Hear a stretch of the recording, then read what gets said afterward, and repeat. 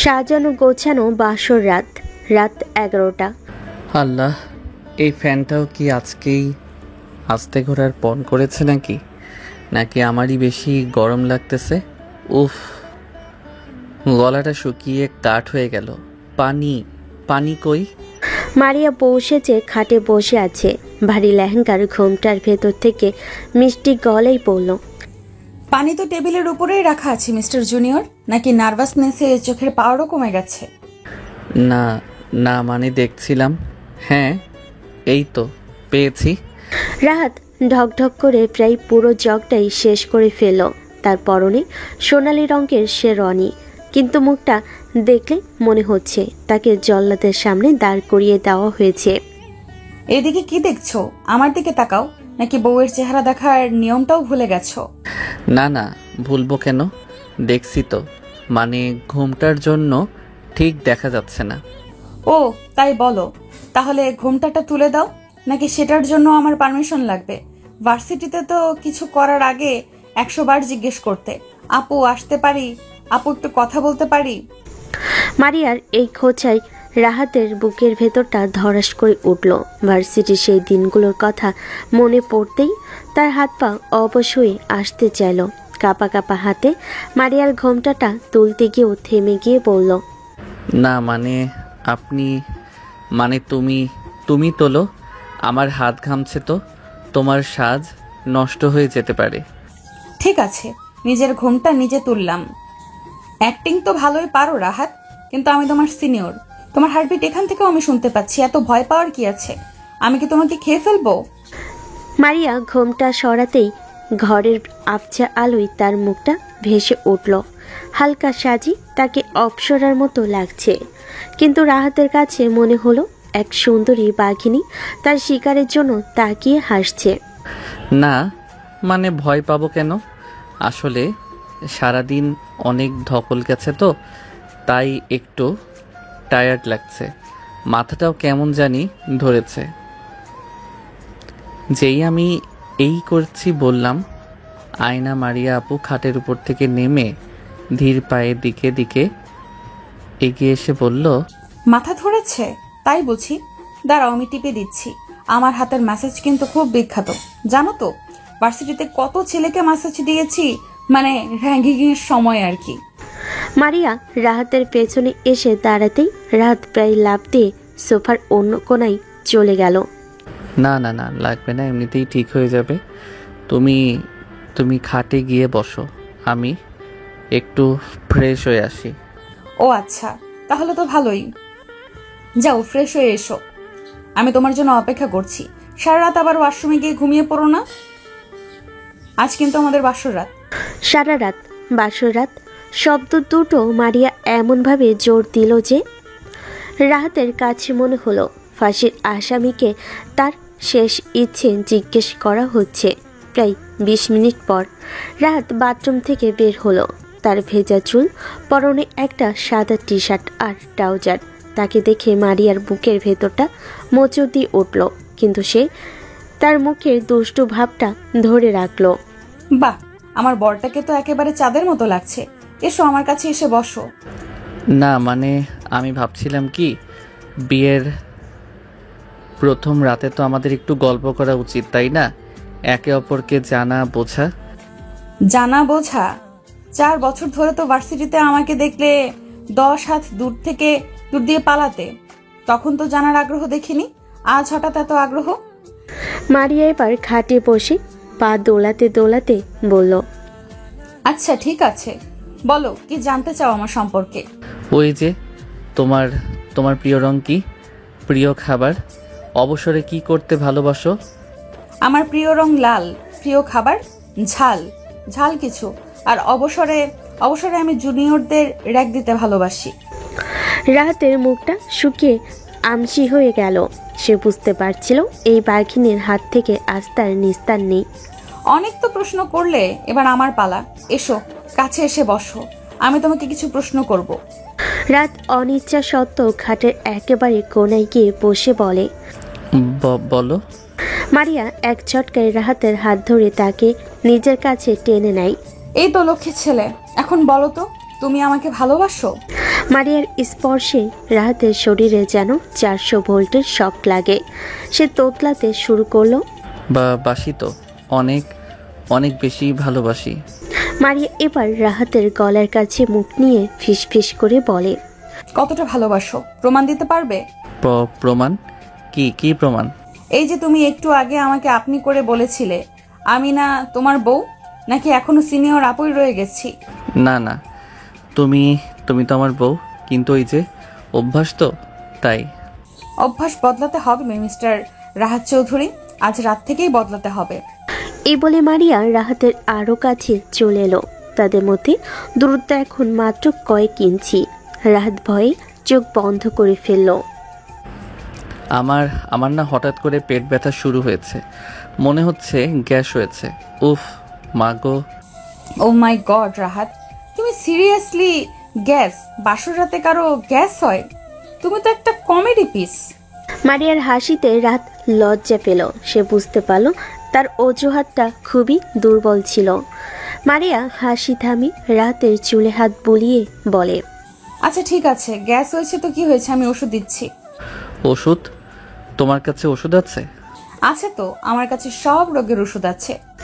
এই বলে মারিয়া রাহাতের দিকে ঝুঁকে এসে তার গালে আলতো করে একটা চুমু খেলো। এটা প্রথম ডোজ, এরপরও যদি তোমার পেট ব্যথা না কমে তাহলে কিন্তু আমাকে অন্য ব্যবস্থা নিতে হবে। রাতে মনে হলো এর চেয়ে গ্যাসের ব্যথায় মরে যাওয়া ভালো ছিল। সে বাঁচার জন্য শেষ চেষ্টা করলো। আমার না একটা জরুরি কথা মনে পড়েছে। আমার তো কালকে ভার্সিটির ফাইনাল সেমিস্টারের রেজাল্ট দেওয়ার কথা। কি যে হবে, টেনশনে তো আমার রাতে ঘুমিয়ে আসবে না। তাই রেজাল্টের টেনশনে ঘুম আসবে না? ভালো, আমারও তো ঘুম আসছে না। তাহলে চলো সারা রাত জেগে আমরা দুজন টেনশন খেলি। মারিয়া এবার আর কোনো সুযোগ দিল না। সে সরাসরি রাহাতের হাত ধরে টেনে কাছে বসিয়ে কানের কাছে ফিসফিস করে বলল, কি হলো জুনিয়র, র্যাগিং এর ভয় এখনো যায়নি? ভয় পেও না, আমি মারবো না, শুধু একটু আদর করব। আজ কিন্তু সারা রাত আমার অর্ডার শুনতে হবে। আর সিনিয়র আপুর আদর কিন্তু অনেক মিষ্টি হয়। আমার না রাতে একা একা হাঁটার অভ্যাস আছে, এখন না হাঁটলে আমার দম বন্ধ হয়ে আসবে। রাহাতকে খাট থেকে নামতে না দিয়ে শক্ত করে জড়িয়ে ধরে বললাম, তাই বলছি, ঠিক আছে, আজ রাতে আমরা দুজনেই একসাথে হাঁটবো খাটের চারপাশে। মারিয়ার এই রোমান্টিক অত্যাচারে রাহাত পুরোপুরি জব্দ।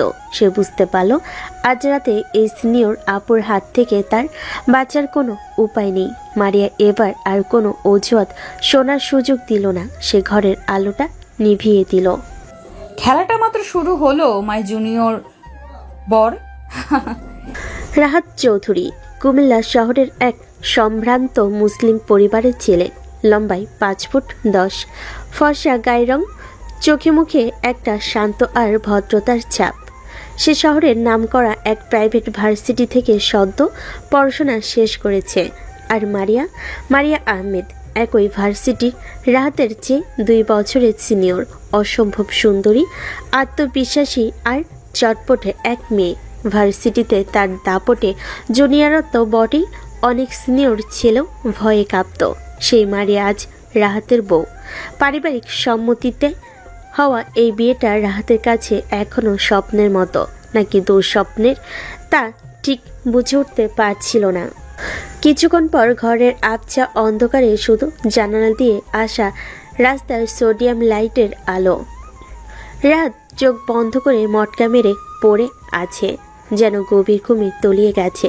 তার একটাই উদ্দেশ্য, কোনোভাবে যদি রাতটা পার করে দেওয়া যায়। কিন্তু মারিয়া এত সহজে হার মানা মেয়েদের মতো নয়। এই যে মিস্টার কুম্ভকর্ণ, এত তাড়াতাড়ি ঘুমিয়ে গেলে নাকি ঘুমের অভিনয় করছো? আমি কিন্তু সব বুঝি। রাত কোনো সাড়া না দিয়ে আগের মতোই পড়ে রইল। মারিয়া একটা দুষ্টু হাসি দিয়ে রাতের কানের কাছে মুখ এনে ফিসফিস করে বলে, ওকে ফাইন, তুমি যখন ঘুমিয়েই গেছো তখন তো আর তোমাকে ডিস্টার্ব করা ঠিক হবে না। আমি বরং একাই একটু মজা করি। এই বলে মারিয়া রাহাতের টি শার্টের ভেতর দিয়ে আলতো করে তার বুকে হাত বোলাতে শুরু করলো। মারিয়ার ঠান্ডা আর নরম হাতের স্পর্শে রাতের সমস্ত শরীর কাঁটা দিয়ে উঠল। সে আর ঘুমের অভিনয় ধরে রাখতে পারল না, লাফ দিয়ে উঠে বসে। কি কি করছো কি তুমি? আমার আমার কাতুকুতু লাগে। ওমা, তাই নাকি? আমি তো ভাবলাম আমার বরটা বুঝি মরেই গেল। যাক, বেঁচে আছো তাহলে। তো কাতুকুতু লাগে বুঝি? ভালো তো। কাতুকুতু দিলে তো মানুষ হাসে, আর আমি তো তোমাকে খুশিই দেখতে চাই। মারিয়া আবারও রাতকে কাতুকিতু দিতে শুরু করলো। রাত হাসতে হাসতে আর নিজেকে বাঁচাতে খাটের এদিক ওদিক গড়াগড়ি খেতে লাগলো। প্লিজ প্লিজ থামো মারিয়া, আমি আমি মরে যাব। আমার দম বন্ধ হয়ে আসছে। মরে যাবে এত সহজে? আমি তো তোমাকে মরতে দেব না রাহাত। আমি তো তোমাকে ভালোবাসায় বাঁচিয়ে রাখবো। এটা এটা ভালোবাসা না, এটা অত্যাচার। তুমি আমার উপর জোর করছো। জোর? ভালোবাসা কি কখনো জোর করে হয় বোকা? আমি তো শুধু আমার অধিকার আদায় করে নিচ্ছি। তুমি আমার স্বামী, তোমার উপর আমার পুরো অধিকার আছে, নাকি নেই? মারিয়ার এই যুক্তির সামনে রাত নিঃশব্দ। সে শুধু ফ্যাল ফ্যাল করে তাকিয়ে রইল। দেখো রাহাত, আমি জানি তুমি আমাকে ভয় পাও। তুমি এখনো আমাকে তোমার সিনিয়র আপুই ভাবো, কিন্তু আমি এখন তোমার বউ। আমি চাই তুমি আমাকে ভালোবাসো, মন থেকে, শরীর থেকে, সবকিছু দিয়ে। আমি আমি তো তোমাকে ভালোবাসি মারিয়া, কিন্তু আমার একটু সময় লাগবে। প্লিজ আমাকে একটু সময় দাও। মারিয়া একটা দীর্ঘশ্বাস ফেলে রাহাতের কপালে চুমু খেয়ে বলে, সময়? ভালোবাসা কি সময়ের অপেক্ষা করে? আমি তো গত 4 বছর ধরে অপেক্ষা করেছি। আর কত? মারিয়ার কণ্ঠে এবার সত্যিকারের অভিমান ফুটে উঠল। আমি আর অপেক্ষা করতে রাজি নই রাহাত। আজ রাতেই আমি তোমার সব ভয়, সব জড়তা দূর করে দিব। আমি তোমাকে দেখিয়ে দিব মারিয়া আপুর ভালোবাসা কতটা গভীর হতে পারে। মারিয়া আর কোনো কথা বলা বা শোনার সুযোগ দিল না। সে রাহাতের ঠোঁটের উপর নিজের ঠোঁট চেপে ধরল। এই চুম্বনটাই আলতো ছিল না, এটা ছিল তীব্র, আবেগঘন ও অধিকার মাখা। রাত প্রথমে বাধা দেওয়ার চেষ্টা করলো। মারিয়ার ভালোবাসার তীব্রতার কাছে সে ধীরে ধীরে আত্মসমর্পণ করতে বাধ্য হলো। মারিয়ার প্রতিটি স্পর্শ, প্রতিটি চুমু তার এতদিনে জমানো ভয়কে একটু একটু করে গলিয়ে দিচ্ছিল। সে বুঝতে পারছিল এই মেয়েটা শুধু দুর্ধর্ষ নয়, সে ভালোবাসতেও জানে প্রবলভাবে। মারিয়া রাহাতের টি শার্টটা একটানে খুলে ফেলল। হাঁপাতে হাঁপাতে রাতের কানের কাছে বলল, আজ রাতে কোনো না শোনা হবে না জুনিয়র বর। আজ শুধু হ্যাঁ হবে। আজ তুমি শুধু আমার, আর আমি শুধু তোমার। সেই রাতে রাহাতের দুর্বল আপত্তি আর মারিয়ার প্রবল ভালোবাসার কাছে হার মানল। মারিয়া রাহাতের সব ভয়কে জয় করে তার উপর নিজের ভালোবাসার অধিকার প্রতিষ্ঠা করল। রাতের জন্য রাতটা বিভীষিকা হিসাবে শুরু হলো, শেষ হলো এক অচেনা এক তীব্র, এক শারীরিক ও মানসিক অভিজ্ঞতার মধ্য দিয়ে। সে বুঝতে পারল তার বিবাহিত জীবনটা কোনো সাধারণ গল্প হবে না, এটা হতে চলেছে এক রোমান্টিক র্যাঙ্গিংয়ের দীর্ঘ আর মিষ্টি এক সেশন। ভোরের নরম আলোয় কুমিল্লা শহরের ঘুম ভাঙছে, কিন্তু রাজ চৌধুরীর চোখে ঘুমের লেশমাত্র নেই। তার শরীর জুড়ে যেন এক সাইক্লোন বয়ে গেছে। সে বিছানার দিকে তাকাতে দেখল মারিয়া গভীর ঘুমে আচ্ছন্ন। ঘুমের মধ্যেও তার মুখে একটা বিজয়ের হাসি লেগে আছে। সর্বনাশ, এ তো দেখি ঘুমের মধ্যেও হাসে। মানুষ না তো, সাক্ষাৎ ডাইনি। আমার জীবনটা তো প্রথম রাতেই শেষ করে দিল। এখান থেকে পালানোর কোনো রাস্তাও তো দেখছি না। রাত খুব সাবধানে কোনো শব্দ না করে বিছানা থেকে নামলো। তার হাঁটার ভঙ্গি দেখে বোঝা যাচ্ছে সে কতটা বিধ্বস্ত। সে পা টিপে টিপে বাথরুমে ঢুকে ভেতর থেকে দরজাটা লক করলো। এটাই আপাতত তার কাছে পৃথিবীর সবচেয়ে নিরাপদ জায়গা মনে হচ্ছে। আয়নার সামনে দাঁড়িয়ে নিজের চেহারাটা দেখে নিজেই চমকে উঠলাম। চোখের নিচে কালি, চুলগুলো উস্কো খুস্কো, আর গালে একটা হালকা আঁচড়ের দাগ। শেষ, তোর জীবন শেষ রাহাত। ভার্সিটিতে র্যাগিং খেয়েও তো এত কাহিল হোসনি তুই। এখন উপায় একমাত্র ত্রাণকর্তা সাকিব।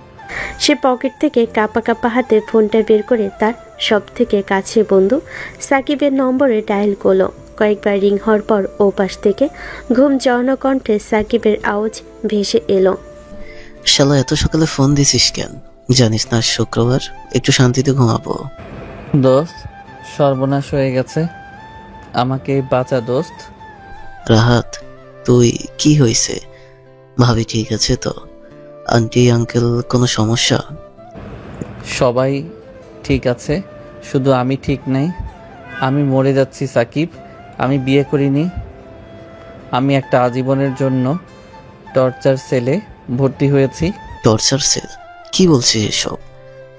আরে তোর তো কালকে বাসর রাত ছিল, তোর তো এখন চাঁদে থাকার কথা। তা না করে তুই কান্নাকাটি করছিস কেন? চাঁদ? কোন চাঁদের কথা বলিস তুই? আমি তো সাক্ষাৎ রাক্ষসীর পাল্লায় পড়েছি। ভার্সিটিতে তো শুধু র্যাক দিত, আর কালকে রাতে আমার উপর যা গেছে ওটাকে রোমান্টিক অত্যাচার বলে, বুঝলি? Romantic torture. Romantic torture? এটা আবার কি জিনিস? একটু বুঝিয়ে বলতো দোস্ত, কি এমন করেছে ভাবি? কি করিনি সেটা বল। প্রথমে তো ঘুমের ভান করে পড়েছিলাম, কিন্তু এই মহিলা তো গোয়েন্দাদেরও হার মানাবে, আমাকে কাতুকুতু দিয়ে জাগিয়ে তুলল। তারপর আর বলতে পারবো না দোস্ত, লজ্জা করছে। শালা তুই তো একটা মাল। আরে এইটা তো তোর ভাগ্য। কোথায় তুই ভাবিকে ধন্যবাদ দিবি, তা না করে তুই আমার কাছে নালিশ করছিস। তোর তো কপালে রাষ্ট্রিকা লেখা, বুঝলি? রাস্টিকা না, আমার কপালে দুঃখ লেখা। তুই বুঝবি না সাকিব, মেয়েটা একটা আস্ত সাইকো। তার চোখে আমি শুধু ভালোবাসা না, আধিপত্য দেখেছি। মনে হচ্ছিল কোনো এক রানী তার দাসকে শাসন করছে। আমি এই সম্পর্ক টিকিয়ে রাখতে পারবো না দোস্ত। দূর বোকা, নতুন নতুন বিয়ে হয়েছে তো, তাই এমন মনে হচ্ছে। কয়েকদিন যাক, দেখবি সব ঠিক হয়ে গেছে। ভাবি হয়তো একটু বেশি রোমান্টিক, তুই বরং ব্যাপারটা এনজয় কর। এনজয়? আমার জীবনটা ইন্টারনেট ছাড়া মোবাইলের মতো হয়ে গেছে, আর তুই বলছিস এনজয় করতে? শোন, তুই একটা বুদ্ধি দে, কিভাবে এই মহিলার হাত থেকে বাঁচা যায়। কোনো বাহানা, কোনো? রাহাত তার কথা শেষ করার আগেই বাথরুমের দরজায় টোকা পড়ল। রাত ওপাশ থেকে মিষ্টি কিন্তু সন্দেহজনক গলায় পড়ল। রাহাত, এতক্ষণ ধরে কি করছো ভেতরে? সব ঠিক আছে তো? আর কার সাথে এত সকালে ফিসফিস করে কথা বলছো? মারিয়ার গলা শুনে রাহাতের আত্মা খাঁচাছাড়া হওয়ার জোগাড়। সে তাড়াতাড়ি করে ফোনটা কেটে দিল। না না, কিছু না, কেউ না। আমি তো এমনই গান গাইছিলাম। গান বাথরুমের ভেতরে? বাহ, আমার জামাইটা তো দেখি একজন বাথরুম সিঙ্গার। বেশ বেশ, তাড়াতাড়ি বেরিয়ে এসো। আমি তোমার জন্য আমার নিজের হাতে বানানো প্রথম কফি নিয়ে এসেছি। রাত বুঝতে পারছিল সে ধরা পড়ে গেছে। সে ভেজা বিড়ালের মতো মুখ করে দরজা খুলল। দেখলো মারিয়া একটা নীল রঙের শাড়ি পরে দাঁড়িয়ে আছে, চুলগুলো খোলা, কপালে ছোট্ট একটা টিপ। তাকে দেখে মনে হচ্ছে রাতে সেই রাক্ষসী আর সকালের এই মায়াবতী মেয়েটা, দুটো মানুষই আলাদা। কি ব্যাপার, সকাল সকাল কার সাথে এত ষড়যন্ত্র হচ্ছিল? আমার নামে বিচার দেওয়া হচ্ছিল বুঝি? আমি তো এমনি গান গাইছিলাম। বিচার? কিসের বিচার? কার কাছে বিচার? আমি তো সাকিবকে ফোন করেছিলাম, ও জিজ্ঞেস করছিল রাতটা কেমন কাটলো, তাই আর কি। ও তাই? রাত কেমন কাটলো সেটা তো তোমাকে নয়, আমাকে জিজ্ঞেস করা উচিত ছিল। আমি তো ভালো বলতে পারতাম, তাই না? মারিয়ার এই কথাই রাত আরো বেশি লজ্জা পেয়ে গেল। সে মাথা নিচু করে রইল। কফির মগটা রাহাতের দিকে বাড়িয়ে দিয়ে বলে, বদমাইশ, স্বামী স্ত্রীদের রাতের কথা কেউ কারো বন্ধুকে বলে? আরে না না, ওরকম কিছুই বলিনি। আর যেন না শুনি। এই নাও তোমার কফি, আমার জীবনে বানানো প্রথম পুরুষ মানুষের জন্য কফি। খেয়ে বলো তো কেমন হয়েছে, চিনি টিনি সব ঠিক আছে কিনা? রাহাতের কাছে মনে হলো এটা কোনো সাধারণ কফি নয়, এটা তার জন্য একটা পরীক্ষা। এই কফির স্বাদের উপরই হয়তো তার আজকের দিনের ভাগ্য নির্ভর করছে। সে ভয়ে ভয়ে কফির মগে চুমুক দিল। অসাধারণ, এক কথায় অসাধারণ। এর চেয়ে ভালো কফি আমি আমার জীবনেও খাইনি। মনে হচ্ছে যেন অমৃত খাচ্ছি। আসলে কফিতে চিনি একটু বেশি হয়েছিল, কিন্তু সেটা বলার মতো সাহস রাহাতের ছিল না। সত্যি তোমার এত ভালো লেগেছে? যাক, বাঁচা গেল, আমি তো টেনশনেই মরে যাচ্ছিলাম। এই বলে মারিয়া রাহাতের গালে আলতো করে একটা চুমু খেলো। এটা তোমার পুরস্কার আমার প্রশংসা করার জন্য। রাহাতের কাছে মনে হলো এটা কোনো পুরস্কার নয়, বরং একটা সতর্ক বার্তা। সে বুঝতে পারছিল এমের প্রশংসা না করলে তার আর কোনো উপায় নেই। আচ্ছা চলো, এখন নাস্তা করবে, মা নিশ্চয়ই অপেক্ষা করছেন। হ্যাঁ চলো, জল্লাদখানার পরবর্তী ধাপের জন্য আমি প্রস্তুত। তুমি মনে মনে আরো অন্য কিছু বললে নাকি? না, কিচ্ছু বলিনি। চলো। এরপর আমি মারিয়ার পেছন পেছন হেঁটে যাচ্ছি আর ভাবছি আমার অপারেশন বরের মুক্তির জন্য এখন আমাকে আরও অনেক কঠিন পথ পাড়ি দিতে হবে। এই সিনিয়র আপু যে আমার জীবনটাকে একটা রোমান্টিক রোলার কোস্টার রাইড বানিয়ে ছাড়বে তা আমি হাড়ে হাড়ে টের পেয়ে গেছি। এমের প্রশংসা না করে তার আর কোনো উপায় নেই। বিয়ের তৃতীয় দিন দুপুর, বাড়িতে আত্মীয় স্বজনে ভরপুর। রাহাতের বাড়িতে আজ নতুন বউকে দেখার জন্য আত্মীয় স্বজনের ঢল নেমেছে। বসার ঘর লোকে লোকারণ্য। রাহাতের মা মিসেস আনোয়ারা চৌধুরী তার ভাবি বোনেদের নিয়ে নতুন বউয়ের প্রশংসায় পঞ্চমুখ। রাহাতের বড় খালা বলেন, ভাবি, আপনার ছেলের চোখ আছে বলতে হবে। বউ তো না জানে এক টুকরো চাঁদ। কি সুন্দর চেহারা আর কি মিষ্টি ব্যবহার। বলবেন না আপা, আমি তো ভয়েই ছিলাম। আজকালকার শহরে মেয়েরা কেমন হয় না হয়, কিন্তু আমার মারিয়া মাটা একেবারে অন্যরকম। রূপে লক্ষ্মী, গুণী সরস্বতী। ঠিক তখনই ট্রেতে করে শরবত নিয়ে ঘরে ঢুকলো মারিয়া। তার পরনে একটা আকাশি রঙের জামদানি শাড়ি, মাথায় হালকা ঘুমটা টানা, মুখে লেগে আছে একেবারে নিষ্পাপ একটা হাসি। তাকে দেখে বোঝার উপায় নেই যে এই মেয়েটা গত 2 রাত ধরে রাহাতের জীবনের উপর দিয়ে সাইক্লোন বই দিয়েছে। মারিয়া খালার পায়ে হাত দিয়ে সালাম করে বলে, খালা আম্মা, আসসালামু আলাইকুম, কেমন আছেন? শরবতটা নিন। ওয়ালাইকুম আসসালাম। বেঁচে থাকো মা। আজকালকার কয়টা মেয়ে শ্বশুর বাড়ির মানুষকে এত সম্মান করে? রাহা, তুই কিন্তু একটা হিরে পেয়েছিস বাবা।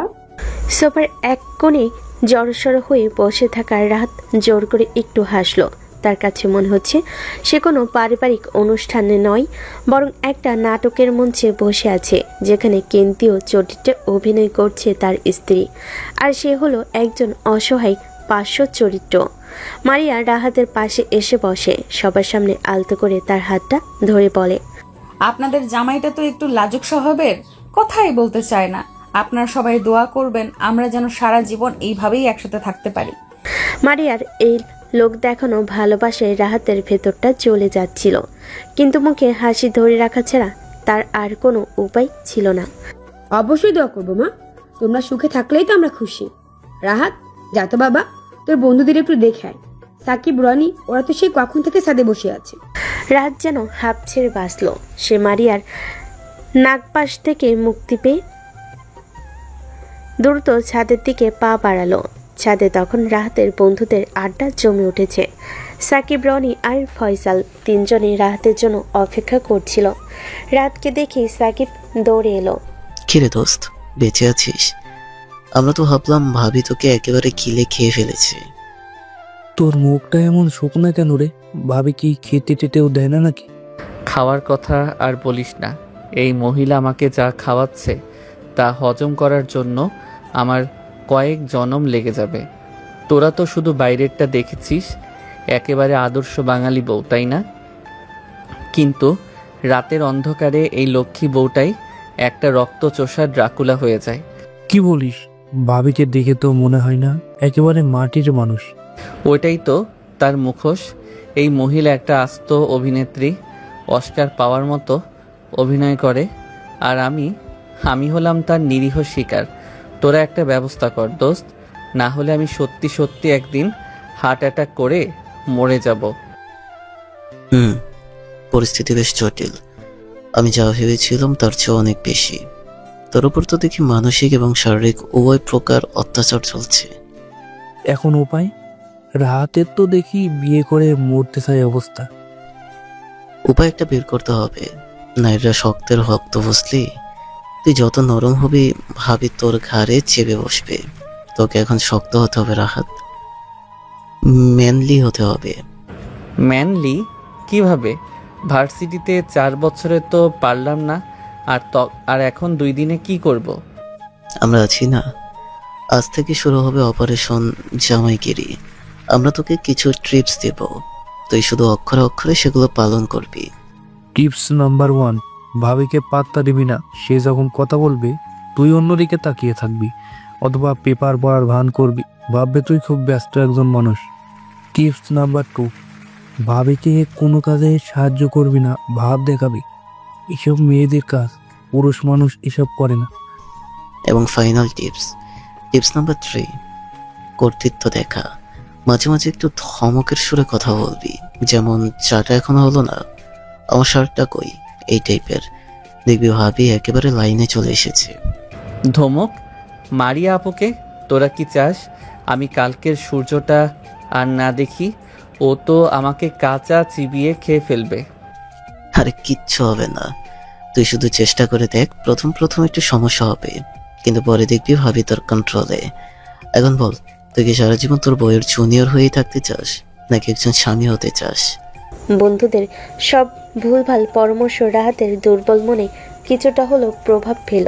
সে ভাবল, একবার চেষ্টা করি, দেখা যাক না। ঠিক আছে, আমি রাজি। আজ থেকে শুরু হবে আমার অপারেশন জামাইগিরি। রাত কথাটা শেষ করার সাথে সাথে ছাদের দরজায় কারো ছায়া পড়ল। হাতে জুসের 2টো গ্লাস, মুখে সেই মিষ্টি হাসি। কি ব্যাপার, আমার জামাইটাকে নিয়ে এত কি গোপন মিটিং চলছে এখানে? কোনো ষড়যন্ত্র হচ্ছে নাকি আমার বিরুদ্ধে? মারিয়ার আশঙ্কিক আবির্ভাবে 4 বন্ধু ভূত দেখার মতো চমকে উঠল। রাহাতের তো কথাই বন্ধ হয়ে গেছে।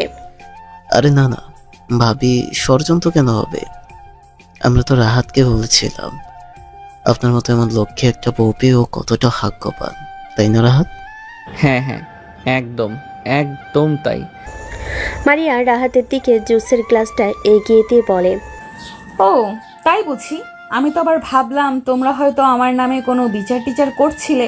আর এই যে তোমরা তো জানোই তোমাদের বন্ধুটা একটু বোকাশোকা, ওকে একটু তোমরা বুঝিয়ে সুঝিয়ে রেখো কেমন?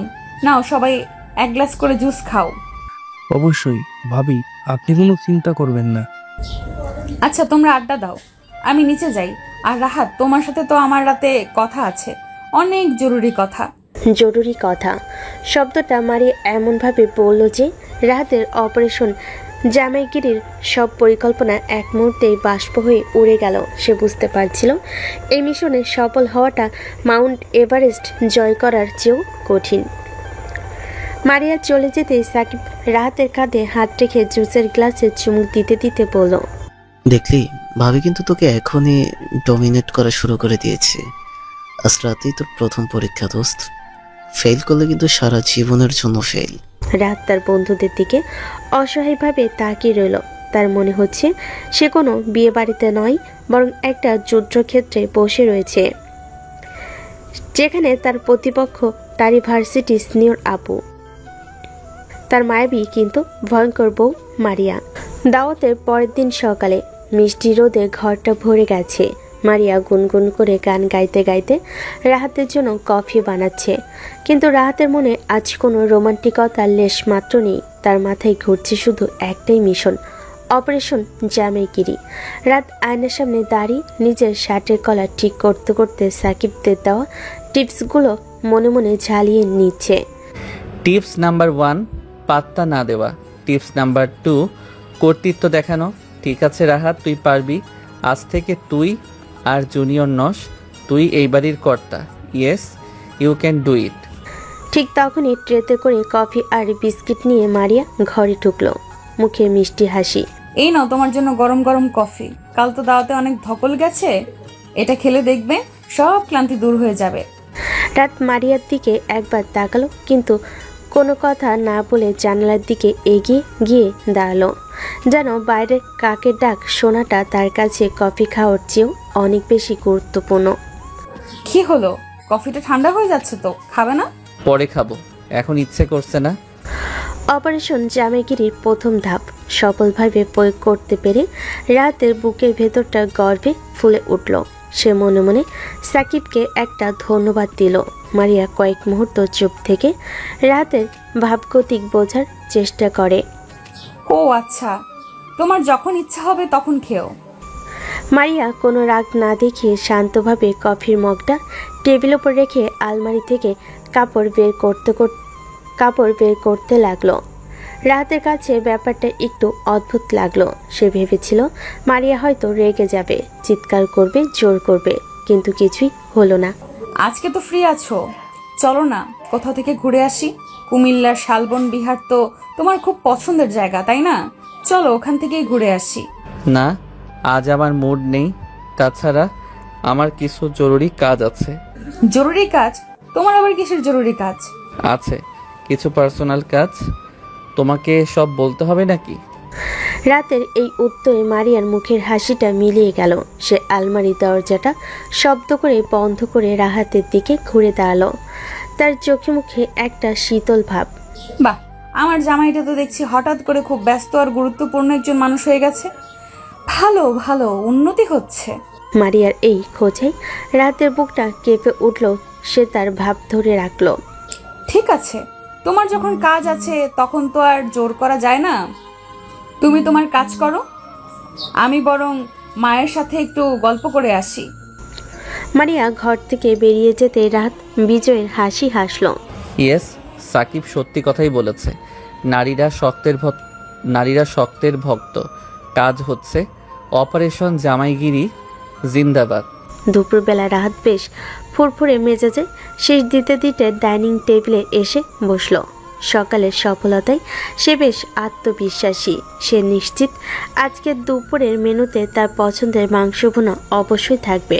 রাতের মা আনোয়ারা চৌধুরী খাবার পরিবেশন করছেন। রাত প্লেটের দিকে তাকিয়ে চমকে উঠল। তার সেই মাংস তো দূরের কথা, টেবিলে যা আছে তা দেখে তার কান্না পেয়ে গেল। এ কি? ভাত, ডাল, আলু ভর্তা আর এইটা কি? করলা ভাজি? হ্যাঁ বাবা, আজ মারিয়ার মা নিজেই রান্না করেছে, বলেছে তোকে নাকি সারপ্রাইজ দিবে। রাত সারপ্রাইজ শুনে মারিয়ার দিকে তাকালো। মারিয়া এমন একটা নিষ্পাপ মুখ করে বসে আছে যেন সে কিছুই জানে না। মাংস রান্না করনি? না সোনা, আসলে সকালে দেখলাম তুমি খুব ভাব গম্ভীর হয়েছিলে, স্বাস্থ্যের প্রতি খুব সচেতন মনে হচ্ছিল তোমাকে। তাই ভাবলাম প্রতিদিন তেল মশলা যুক্ত খাবার খাওয়া তো ঠিক না। তিতা খাওয়া স্বাস্থ্যের জন্য খুব উপকারী, জানো তো? এতে নাকি শরীরের রোগ জীবাণু মরে যায়। মারিয়ার এই উত্তরে রাহাতের মুখটা কাল হয়ে গেল। সে বুঝতে পারল সকালের ভাব দেখানোর প্রতিশোধটা মারিয়া কত ঠান্ডা মাথায় নিয়েছে। আহ বোমা, কত শখ করে রান্না করেছে। খা বাবা খা, দেখবি খুব ভালো লাগবে। আমার তখন ইচ্ছে করছিল ডাইনিং টেবিল উল্টে দিয়ে পালিয়ে যেতে, কিন্তু মায়ের সামনে কিছুই করার ছিল না আমার।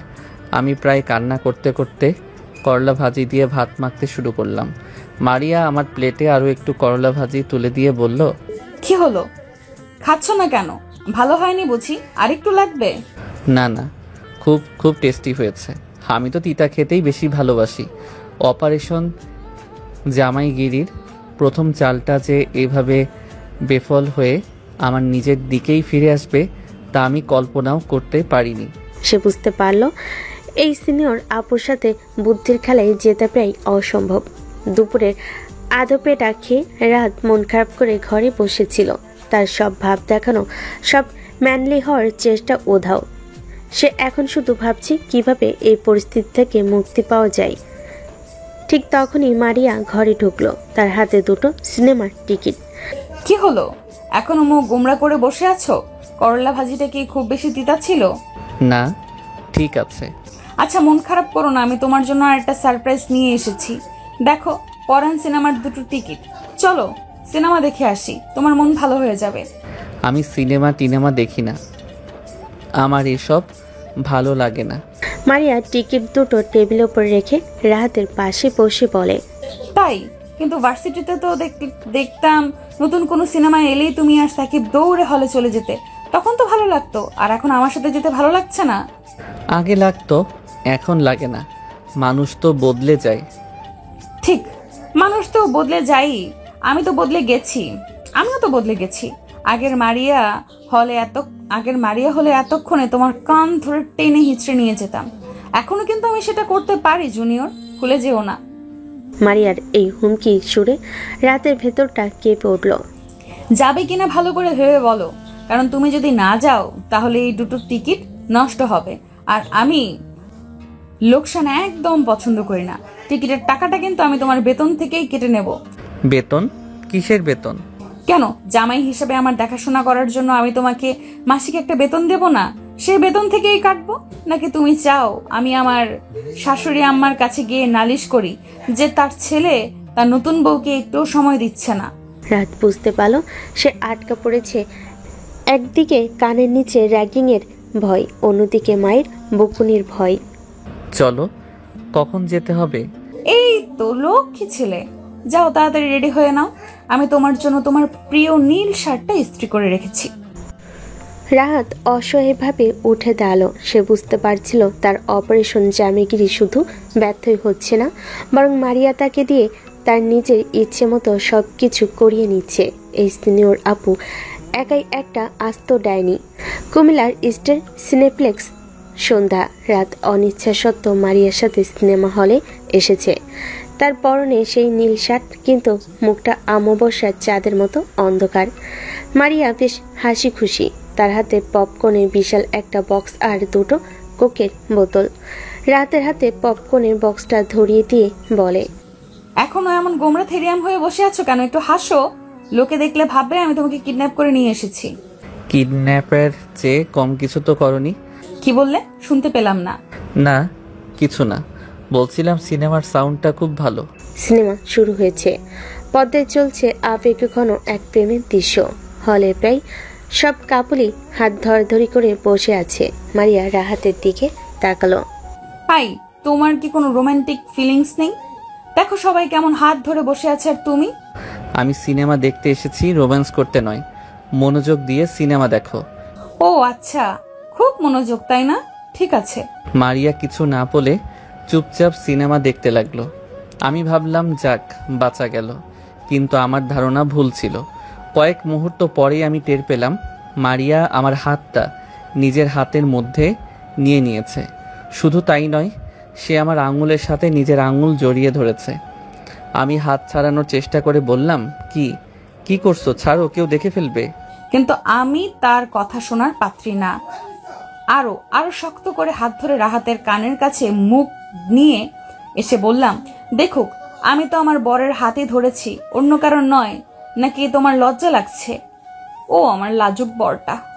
মারিয়ার উষ্ণ নিঃশ্বাস আর নরম হাতের স্পর্শে রাহাতের সব ভাব, সব কৃতিত্ব মুহূর্তের মধ্যেই উবে গেল।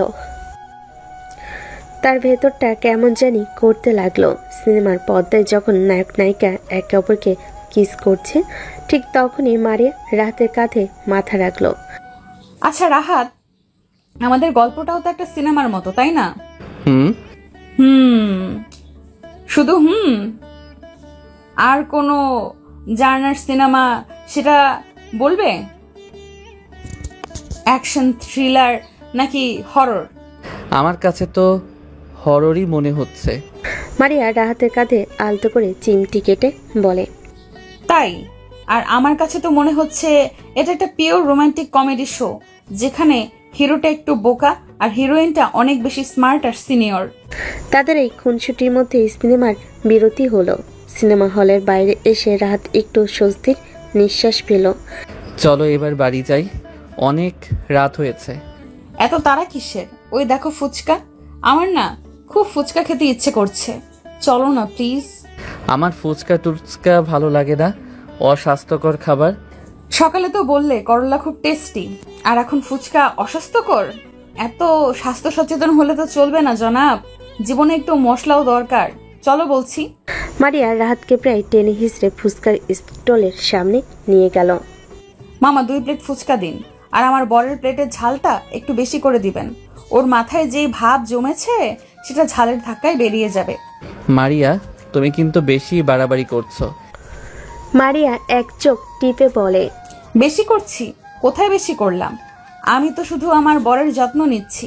ফুচকা খাওয়ার সময় মারিয়া ইচ্ছে করে একটা ফুচকা ভেঙে সস রাহাতের শার্টে লাগিয়ে দেয়। হেই, এটা কি করলে তুমি? আমার প্রিয় শার্টটা নষ্ট করে দিলে। ইস, সরি, একদম ইচ্ছে করে করিনি, দাঁড়াও আমি মুছে দিচ্ছি। এই বলে মারিয়া টিস্যু পেপার দিয়ে রাহাতের বুকের কাছে সস মোছার ভান করে তাকে কাতুকিতু দিতে শুরু করে। রাত পাবলিক প্লেসে হাসতে হাসতে প্রায় শেষ। মারিয়া প্লিজ থামো, সবাই আমাদের দিকে তাকিয়ে হাসছে। হাসুক, স্বামী স্ত্রীর খুনসুটি দেখে মানুষ তো হাসবেই, এতে লজ্জার কি আছে? অপারেশন জামিগিরির সব অস্ত্রই যে বোতা হয়ে গেছে তার রাহাত হাড়ে হাড়ে টের পাচ্ছিল। সে বুঝতে পারছিল এই মেয়ের সাথে শক্তির খেলায় জেতা যাবে না, একে হারাতে হলে অন্য কোনো পথ ধরতে হবে। রাত প্রায় 10টা। তার একটা রিকশায় করে বাড়ি ফিরছে। কুমিল্লা শহরের রাতের বাতাস তাদের শরীর ছুঁয়ে যাচ্ছে। দুজনে কেউই কোনো কথা বলছে না। ধুর, কি করতে গিয়ে কি হয়ে গেল? ভাব দেখাতে গিয়ে তো আরো বেশি করে ফেসে গেলাম। এখন সাকিবকে কি জবাব দেব? রাহাত, আমার উপর খুব রাগ হয়েছে তাই না? না। মিথ্যে কথা, আমি জানি তুমি রেগে আছো। আমি হয়তো তোমার সাথে একটু বেশি বাড়াবাড়ি করে ফেলেছি, কিন্তু আমি কি করব বলো? আমি তো তোমাকে ভালোবাসি। রাতের বুকের ভেতরটা ধক করে উঠল। তুমি যখন আমার সাথে এমন অচেনা মানুষের মতো ব্যবহার করো, আমাকে এড়িয়ে চলো, তখন আমার খুব কষ্ট হয় রাহাত। মনে হয় আমি হয়তো তোমাকে জোর করে বিয়ে করেছি। আমি শুধু তোমার একটু মনোযোগ চেয়েছিলাম, একটু ভালোবাসা চেয়েছিলাম। মারিয়ার কণ্ঠস্বরটা কানায় ভিজে আসছিল। রাতের সব রাগ, সব অভিমান যেন এক মুহূর্তে গলে পানি হয়ে গেল। সে বুঝতে পারল তার সব ভাব দেখানো খেলাটা মারিয়াকে কতটা কষ্ট দিয়েছে। রাত আলতো করে মারিয়ার হাতটা ধরে বলে, আমার ভুল হয়ে গেছে মারিয়া। আমি আসলে। তোমাকে কিচ্ছু বলতে হবে না, আমি জানি তুমি তোমার বন্ধুদের কথাই এসব করছিলে, তাই না? তুমি কিভাবে জানলে? আমি তোমার সিনিয়র জুনিয়র, তোমার মাথার ভেতরে কি চলে সেটা পড়ার মতো ক্ষমতা আমার আছে। সরি বলতে হবে না, শুধু শুধু আমাকে আর কখনো পর করে দিও না। শুধু আমাকে আর কখনো পর করে দিও না। তুমি আমার স্বামী, আমার বন্ধু, আমার সব। তোমাকে ছাড়া আমি একদম একা। রিকশায় হুডের আড়ালে রাতের নরম আলোয় রাত আলতো করে মারিয়াকে নিজের কাছে টেনে নিল। তার অপারেশন জামাইগিরি শোচনীয়ভাবে ব্যর্থ হয়েছিল, কিন্তু এই ব্যর্থতার মাধ্যমেই সে তার ভালোবাসার মানুষটাকে নতুন করে খুঁজে পেয়েছিল। সে বুঝতে পেরেছিল ভালোবাসায় কোনো অপারেশন বা কৃতিত্ব খাটে না, খাটে শুধু বিশ্বাস আর একে অপরের প্রতি নিবেদন। গত রাতের আবেগঘন মুহূর্তের পর রাত ভেবেছিল তার জীবনের টর্মেন্ট অধ্যায়ের সমাপ্তি ঘটেছে। সে আজ সকালে বেশ ফুরফুরে মেজাজে ঘুম থেকে উঠেছে, কিন্তু সে জানতো না তার বন্ধুরা তার জন্য নতুন এক পরীক্ষার ফাঁদ পেতে রেখেছে। রাত ড্রয়িং রুমে বসে পেপার পড়ছিল, ঠিক তখনই তার ফোন বেজে উঠল। স্ক্রিনে সাকিব গাধা নামটা ভাসতেই সে একটু ইতস্তত করে ফোনটা ধরল। হ্যাঁ বলো। বল, শুধু বল। আরে দোস্ত, তোর গলার আওয়াজ তো পাল্টে গেছে, কি ব্যাপার? ভাবি কি একেবারে বাগে চলে এসেছে নাকি? কাল রাতে আমাদের মিশন সাকসেসফুল হয়েছে বুঝি? ধুর, তোদের আর কোনো কাজ নেই আমার ব্যক্তিগত জীবন নিয়ে এত গবেষণা বন্ধ করতো। ব্যক্তিগত জীবন? আর তোর জীবন তো এখন আমাদের জাতীয় সমস্যা হয়ে গেছে। শোন, আবেগে ভেসে গেলে চলবে না, মিশন এখনো শেষ হয়নি। আজ হবে অপারেশন জামাইগিরির পার্ট 2। আমার কোনো পার্ট করার ইচ্ছে নেই। কাল রাতে যা হয়েছে তারপর কি? তুই কি আবারও সেই হিতু জুনিয়র হয়ে গেছিস? শোন, মেয়েরা কান্নাকাটি করে ছেলেদের দুর্বল করে দেয়, এটা তাদের একটা চাল। তুই এই চালে পা দিবি না। আজ তোকে তোর কর্তৃত্ব প্রমাণ করতেই হবে। মনে রাখবি, ওয়ালেট তোর, সিদ্ধান্ত তোর। রাত কিছু বলার আগেই তার মা আনোয়ারা চৌধুরী ঘরে ঢুকলেন। তার পেছনে হাসি মুখে দাঁড়িয়ে আছে মারিয়া। কি রে, কার সাথে এত কথা বলছিস? শোন, তোর খালার মেয়ে তো আগামী সপ্তাহে বিয়ে। মারিয়া তো ভালো কোনো শাড়ি নেই, ওকে নিয়ে একটু শপিং এর যেত। বাবা, বউটাকে সুন্দর একটা জামদানি কিনে দিস। না মা, থাক না, ওনার তো আজ জরুরি কাজ আছে। আমার জন্য ওনার কাজের ক্ষতি হোক তা আমি চাই না। মারিয়ার এই নিরীহ খোঁচাই রাত বুঝতে পারল গতকালের করলা ভাজির প্রতিশোধটা এখনো শেষ হয়নি। বন্ধুদের কথায় তার ভেতরে কৃতিত্ব দেখানোর ভূতটা আবার জেগে উঠল। সাকিবের কথা মনে পড়তেই ভাব নিয়ে বলে, কাজ তো থাকেই, কিন্তু ঠিক আছে, মায়ের যখন ইচ্ছে তখন তো যেতেই হবে। চলো, রেডি হয়ে নাও।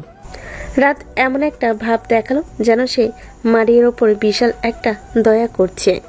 মারিয়া মুচকি হেসে রেডি হয়ে চলে গেল। সে রাহাতের এই হঠাৎ পরিবর্তনটা বেশ উপভোগ করছিল।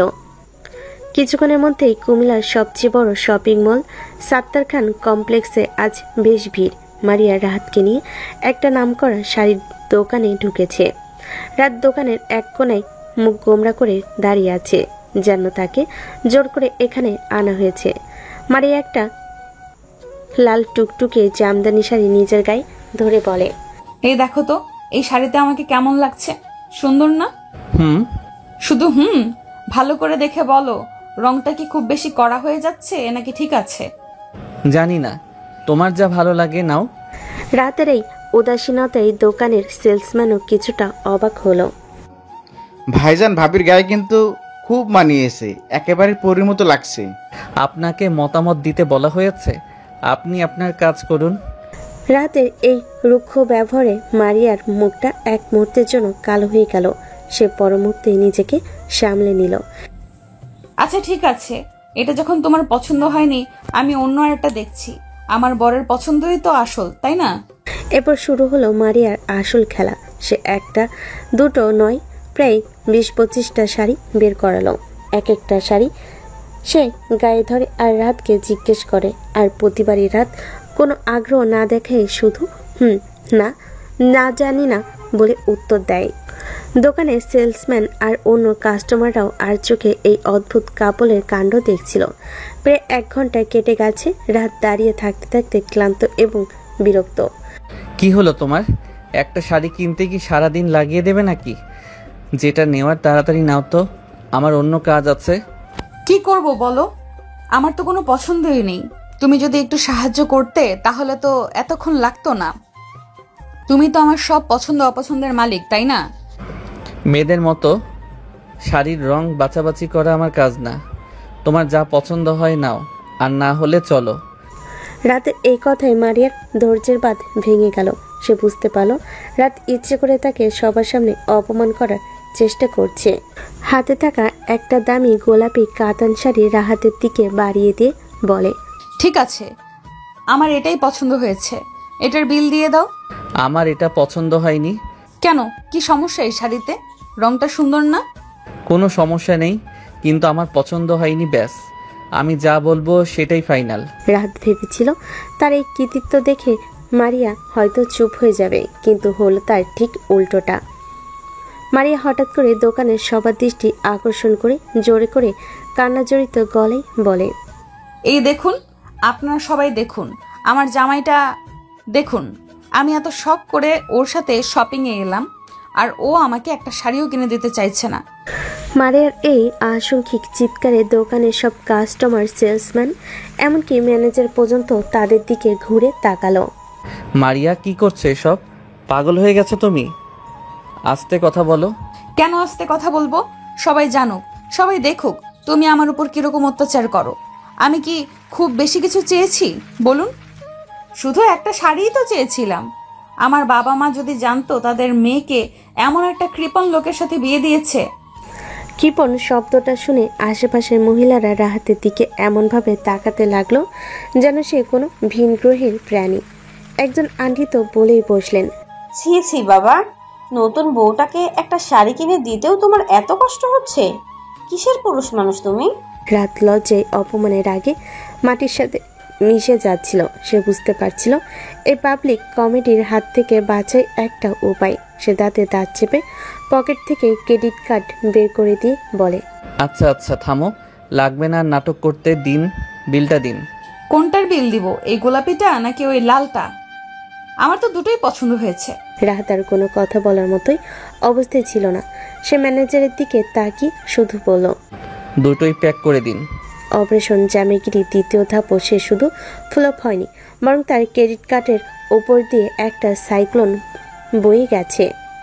তার হাত হাড়ে হাড়ে টের পাচ্ছিল। সে বুঝতে পারছিল এই মেয়ের সাথে বুদ্ধির খেলায় জেতা অসম্ভব। শপিং মলে সেই ভয়ঙ্কর কমেডির পর কয়েকদিন কেটে গেছে। রাত আপাতত অপারেশন জামাইগিরি থেকে স্বেচ্ছায় অবসর নিয়েছে। সে এখন মারিয়ার সাথে খুব মেপে মেপে কথা বলে। তার মনের মধ্যে ভয় আর অভিমানের এক অদ্ভুত মিশ্রণ। সে বুঝতে পারছে না মারিয়া আসলে কি চায়। অন্যদিকে মারিয়া সব বুঝতে পারছে। সে জানে রাত এখনো তার বন্ধুদের দ্বারা প্রভাবিত। সে রাতের উপর রেগে থাকলেও তার এই ছেলেমানুষী আচরণে হাসিও পাচ্ছে। সে অপেক্ষা করছে সঠিক একটা সুযোগের, রাতকে চিরদিনের জন্য শিক্ষা দেওয়ার জন্য। রাত প্রায় একটা। রাত গভীর ঘুমে আচ্ছন্ন। মারিয়া বিছানায় শুয়ে রাতের ঘুমন্ত নিষ্পাপ চেহারার দিকে তাকিয়ে আছে। কত শান্ত লাগছে এখন। দেখলে কে বলবে এই ছেলে দিনের বেলায় আমার উপর কর্তৃত্ব দেখানোর জন্য কত অভিনয় করে। বোকা একটা ছেলে, এখনো বোঝেই না আমি ওকে কতটা ভালোবাসি। মারিয়া আলতো করে রাহাতের ফোনটা হাতে নিল। তার ষষ্ঠ ইন্দ্রিয় বলছিল এই ফোনের মধ্যে সব রহস্য লুকিয়ে আছে। ফোনের লক খুলতেই সে তার হোয়াটসঅ্যাপের নোটিফিকেশনের একটা গ্রুপের নাম দেখতে পেল, অপারেশন জামাইগিরি মিশন ইম্পসিবল। মারিয়ার ঠোঁটে কোণে একটা বাঁকা হাসি ফুটে উঠল। সে গ্রুপে ঢুকে সাকিব, রনি আর রাহাতের সব কথোপকথন পড়তে শুরু করলো। এসব কি লিখেছে ওরা? ভাবিকে পাত্তা দিবি না, কর্তৃত্ব দেখা, ওয়ালেট তোর, সিদ্ধান্ত তোর। বন্ধুদের দেওয়া প্রতিটি টিপস আর রাহাতের ব্যর্থতার কারণ কাহিনী পড়ে মারিয়া হাসি চাপতে পারছিল না। ও তাহলে এই ব্যাপার ছিল। আমার জামাইটিকে তার দুষ্টু বন্ধুরা মিলে ভুল পথে চালিত করছে। ঠিক আছে, এই রোগের চিকিৎসা তো আমার কাছেই আছে। আজ রাতেই ফাইনাল অপারেশন হবে। মারিয়া ফোনটা আগের জায়গায় রেখে দিয়ে শান্তভাবে শুয়ে পড়ল, যেন কিছুই হয়নি। কিন্তু তার মনের মধ্যে তখন চলছে এক ভয়ঙ্কর র্যাগিংয়ের পরিকল্পনা। রাত প্রায় 3টা। ঘরের ভেতরটা পুরোপুরি অন্ধকার আর নীরব। রাত স্বপ্ন দেখছিল সে একটা বিশাল মাঠে একা দাঁড়িয়ে আছে, আর চারিদিক থেকে সাকিব আর রনি তাকে ভাব দেখা বলে চিৎকার করছে। ঠিক তখনই তার কানের কাছে কেউ বরফ শীতল গলায় ডেকে উঠল, মিস্টার জুনিয়র, ঘুমটা কি খুব বেশি হয়ে যাচ্ছে না? রাতের ঘুম এক মুহূর্তেই উবে গেল। সে ধর্মর করে উঠে বসলো। আবছা অন্ধকারে সে দেখল মারিয়া তার পাশে বসে আছে। তার চোখে মুখে কোণে হাসির লেশমাত্র নেই। আছে শুধু ভার্সিটি সেই সিনিয়র আপুর এর মতো গম্ভীর একটা চাহনি। মারিয়া, কি হয়েছে? এত রাতে ডাকছো কেন? কোনো দুঃস্বপ্ন দেখেছো নাকি? দুঃস্বপ্ন তো আমি দেখিনি। দুঃস্বপ্নটা এবার আমি তোমাকে দেখাবো। ওঠো, খাট থেকে নামো এক্ষুনি। কেন? কি হয়েছে? আমি কি করেছি? কি করছো তুমি খুব ভালো করে জানো। এখন কোনো কথা না বলে চুপচাপ নিচে নামো। অ্যাটেনশন। ভার্সিটির র্যাগিং এর সময় শোনা এই অ্যাটেনশন শব্দটা রাহাতের সিদ্ধারা দিয়ে একটা ঠান্ডা স্রোত বইয়ে দিল। সে রোবটের মতো খাট থেকে নেমে মারিয়ার সামনে সোজা হয়ে দাঁড়ালো। সে ধীরে রাহাতের চারপাশে হাঁটতে হাঁটতে বলল, তো মিস্টার রাহাত চৌধুরী, আজকাল তো আপনার অনেক ভাব হয়েছে, তাই না? বউকে পাত্তা না দেওয়া, কর্তৃত্ব দেখানো, অনেক বড় হয়ে গেছেন, তাই না? না না, তো কে বললো এসব? কে বলেছে সেটা জানা জরুরি নয়। জরুরি হলো সিনিয়রদের সম্মান কিভাবে করতে হয়। সেটা হয়তো তুমি ভুলে গেছো। আজ রাতে আমি তোমাকে আবার নতুন করে সব মনে করিয়ে দিব। Ready for the final ragging session. রাত ভয়ে কাঁপতে শুরু করলো। সে বুঝতে পারছিল আজ তার কপালে দুঃখ আছে। প্রথম কাজ, কান ধরো। মারিয়া প্লিজ, আমি এবার 10 বার উদ্বস করো, আর প্রতিবার ওঠার সময় বলবে বউয়ের কথার ওপর কথা বলা মহাপাপ। রাত অসহায়ভাবে নিজের কান ধরল। রাত লজ্জে অপমানে প্রায় কাঁদো কাঁদো অবস্থায় উঠবস করতে শুরু করলো। তার প্রতিটা নড়াচড়া মারিয়া তীক্ষ্ণ দৃষ্টিতে দেখছিল। হচ্ছে না, আরো জোরে। শুনতে পাচ্ছি না। 10 বার উঠবস করার পর রাত হাঁপাতে শুরু করলো। দ্বিতীয় কাজ, মুরগি হও। কি? মুরগি? হ্যাঁ, মুরগি। 2 পায়ের ফাঁক দিয়ে হাত ঢুকিয়ে কান ধরো। পারবে না নাকি দেখিয়ে দিতে হবে? রাত বুঝতে পারছিল আজ মারিয়া তাকে ছাড়বে না। সে বাধ্য হয়ে মুরগির মতো ভঙ্গিতে দাঁড়ালো। এখন সারা ঘর একবার ঘুরে এসে বলো আমি একটা ভীতু মুরগি, আমি বউকে ভয় পাই। রাত যখন এই অপমানজনক শাস্তিটা প্রায় সম্পূর্ণ করতে যাচ্ছিল, ঠিক তখনই তার চোখ পড়ল খাটের পাশে রাখা তাদের বিয়ের ছবির দিকে। ছবিতে তারা দুজন হাসি মুখে তাকিয়ে আছে। ছবিটা দেখে তার ভেতরের সব অপমান, সব ভয় কোথাও যেন হারিয়ে গেল।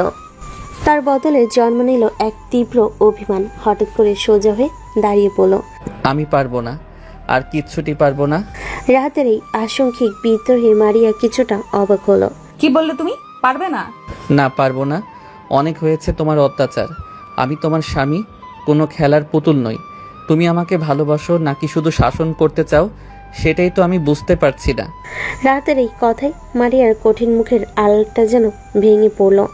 তার চোখ দুটো ছলছল করে উঠল। সে আর কোনো কথা না বলে ঘর থেকে বেরিয়ে বারান্দায় চলে গেল। রাহাতও তার পেছন পেছন গেল। রাতের বাতাসটা বেশ ঠান্ডা। বারান্দার গ্রিল ধরে মারিয়া বাইরের অন্ধকারের দিকে তাকিয়ে আছে। তার কাঁধটা হালকা কাঁপছে। রাত বুঝতে পারছে মারিয়া কাঁদছে। রাতের ভেতরের সব রাগ, সব অভিমান এক মুহূর্তে গলে গেল।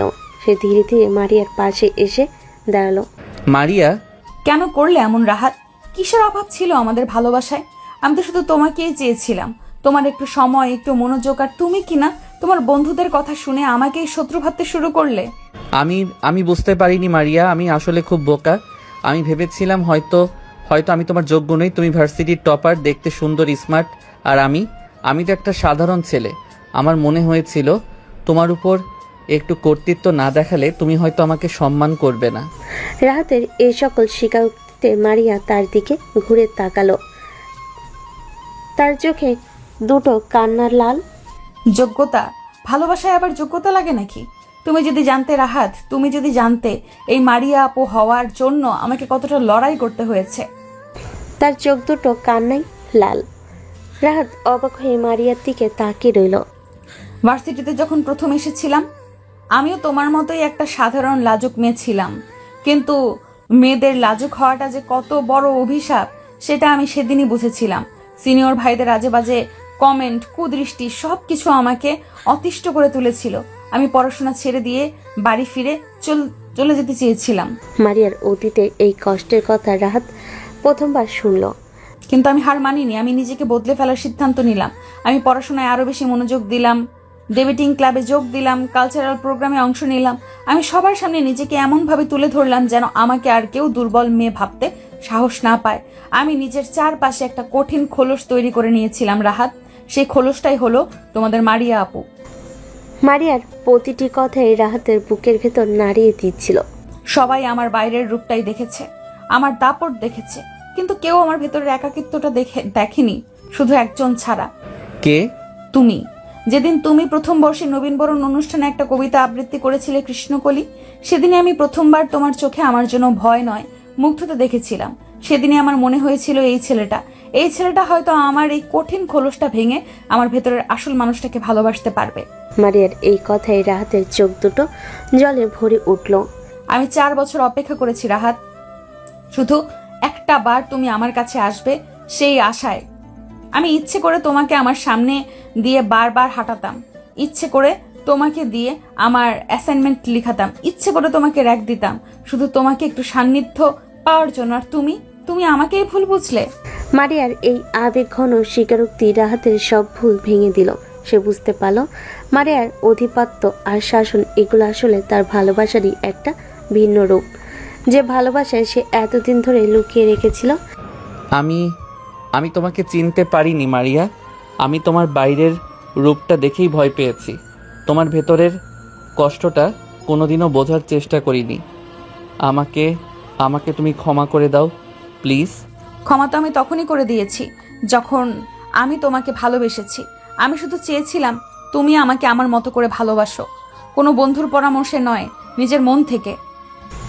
রাত আর কোনো কথা বলতে পারল না। সে মারিয়াকে নিজের বুকের মধ্যে জড়িয়ে ধরল। আমি তোমাকে অনেক ভালোবাসি মারিয়া, অনেক অনেক বেশি।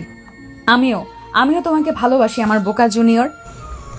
সেই রাতে বারান্দার আবছে আলোয় দুটো হৃদয় এক হয়ে গেল। রাত বুঝতে পারল সে সত্যি আত্মসমর্পণ করেছে। তবে কোনো র্যাগিংয়ের ভয়ে নয়, বরং মারিয়ার পবিত্র ভালোবাসার কাছে। মারিয়া রাহাতের মুখটা তুলে ধরে, আচ্ছা, একটা শেষ র্যাগিং বাকি আছে কিন্তু। আবার? তোমাকে এখন 10 বার বলতে হবে আই লাভ ইউ মারিয়া আপু। আই লাভ মারিয়া, আমার বউ, আমার ভালোবাসা। এই বলে রাহাত মারিয়ার ঠোঁটে তার ঠোঁট ডুবিয়ে দিল। সেই রাতে কোনো ভয় বা কোনো জোর করা ছাড়াই তাদের ভালোবাসার সত্যিকারের পবিত্র মিলন ঘটল। রাহাত বুঝতে পারল তার বিবাহিত জীবনটা কোনো অপারেশন বা মিশন নয়, এটা হলো সারা জীবনের জন্য ভালোবাসার এক মিষ্টি র্যাগিং সেশন, যেখানে সে খুশি খুশি তার সিনিয়র আপুর কাছে আজীবনের জন্য জুনিয়র হয়েই থাকতে চায়।